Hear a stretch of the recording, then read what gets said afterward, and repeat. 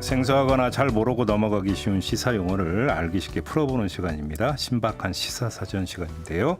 자, 정치철학자 김만권 박사와 함께합니다. 어서 오세요. 안녕하십니까. 김만권입니다. 오늘의 주제는 뭔가요?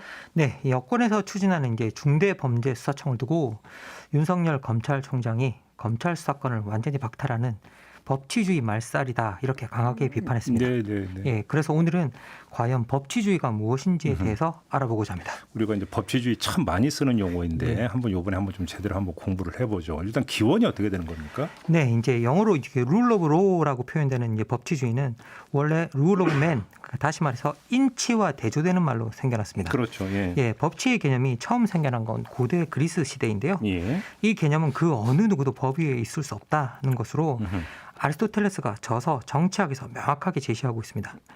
이제 아리스토텔레스가 이제 최상의 인간이 통치하는 게 나은가, 아니면 최상의 법에 따라 통치되는 것이 나은가, 이렇게 여기서 묻고 있는데요. 네.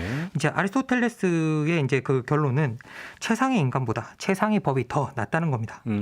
그 이유는 최상의 법들이란 오랜 시간에 걸친 심사숙고의 결과로 대부분의 상황에 적용될 수 있는 것이기 때문이었습니다. 네. 사실 이런 아리스토텔레스의 결론은 최상의 인간에 의한 통치, 다시 말해서 철인 통치라는 플라톤의 발상에 우회적인 반박이기도 했습니다. 그렇네요. 예. 아무리 뛰어난 통치자라도 최상의 법보다는 나을 수 없다는 것이었는데요. 이렇게 인치보다 법치를 우선시하는 고대 그리스적 발상은 법치를 문명의 가장 중요한 요소로 여기는 경향으로 나타났습니다. 네. 그래서 고대 그리스에서 이제 야만이란 인간이 인간을 통치하는 상태를 의미하는 것이었는데요.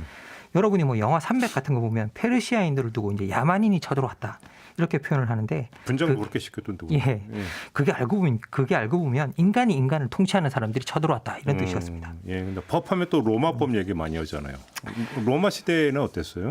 네, 이제 이런 법치를 따르는 전통은 이제 법이 최상으로 발달했다고 말하는 고대 로마에서도 찾아볼 수 있는데요. 예. 여러분도 아시다시피 로마 공화국 자체가 귀족과 평민으로 계급이 서로 갈등하는 체제였습니다. 그렇죠. 예, 이들에게 이제 법은 계급 간에 갈등하는 내용을 명확하게 문자로 남겨서 갈등을 해소하는 장치로 여겨졌는데요.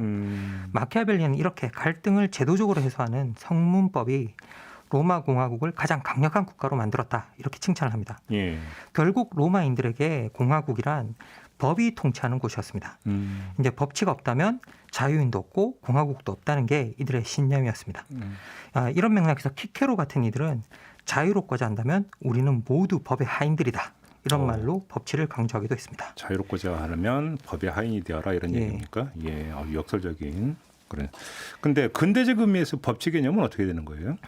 예, 이제 법치의 근대적 기원은 17세기 초 영국에서 제임스 1세에게 낸 에드워드 코크 판사의 탄원서에서 찾아볼 수 있습니다. 네. 여기서 이제 코크 경이 뭐라고 말하느냐, 국왕도 법 아래에 있다 이렇게 주장합니다. 여허. 예, 다시 말해서 아무리 강력한 권력도 법 아래 통제되어야 된다 이렇게 주장을 한 건데요. 나중에 이 코크 판사가 영국의 국민의 자유를 보장하기 위한 권리청원을 주도하기도 했습니다. 예. 이 권리청원은 마그나카르타 그리고 권리장정과 함께 영국 헌법을 구성하는 가장 중요한 문서 중 하나가 되었는데요. 네.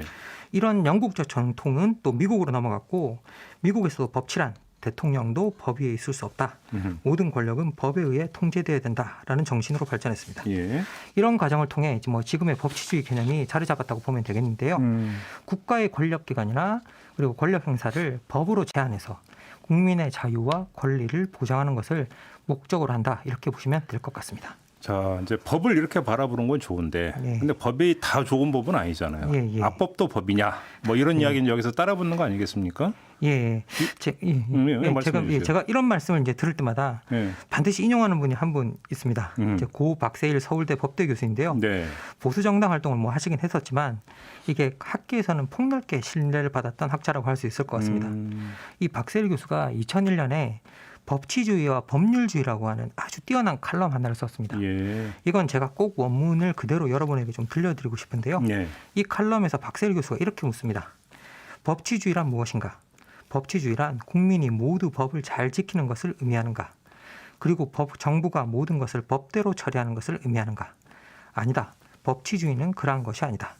모든 것을 무조건 법대로 하는 것은 법률의 지배, 법률주의이지 결코 법의 지배, 법치주의가 아니다. 어허. 이 점을 혼동해서는 안 된다. 예. 이렇게 쓰고 있습니다. 그러니까 핵심은 법대로 한다고 해서 그게 법치주의 아니라는 겁니다. 오히려 그냥 있는 법대로 하는 건 법률주의라고 불러야 한다고 하는데요. 네. 이렇게 법대로 하면 된다는 법률주의는 일제 식민지 시대에도 있었고 예. 군부 독재 시절에도 있었다. 하지만 그 시절에 법치주의는 없었다. 이렇게 말하고 있습니다. 그러니까 쉽게 말하면 이제 법률이 악용이 될 수도 있다. 예. 뭐 이런 이야기로 연결이 되는 것 같은데. 그럼 법치주의와 법률주의는 정확히 어떻게 다른 거예요? 예, 박세리 교수는 이제 법치주의가 이루어지기 위한 세 가지 조건이 있다고 이야기합니다. 예. 첫째는 법이 모든 사람이 따를 수 있는 공정한 행위 준칙이어야 되고 모든 사람에게 평등하게 적용되는 일반 원칙이 된다. 네. 그리고 둘째는 이 공정한 행위 준칙이 특히 통치권자의 자의적, 재량적 권력 행사를 억제하는 내용이 되고 예. 국민의 자유와 기본권을 보호하고 신장하는 내용이 된다. 이렇게 이야기합니다.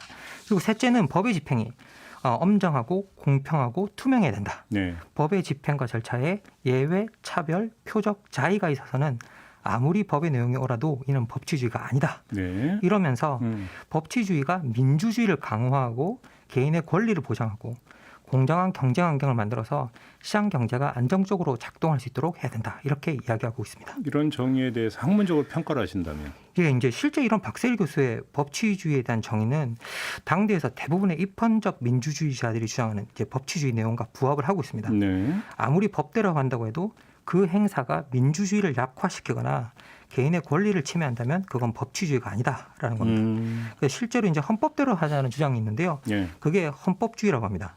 학자들은 이 용어를 민주적 헌법을 중심으로 하는 헌정주의와도 구분해서 쓰는데요. 예. 예, 법률주의처럼 헌법주의도 식민지 지배, 독재 통치 뭐 다 적용될 수가 있습니다.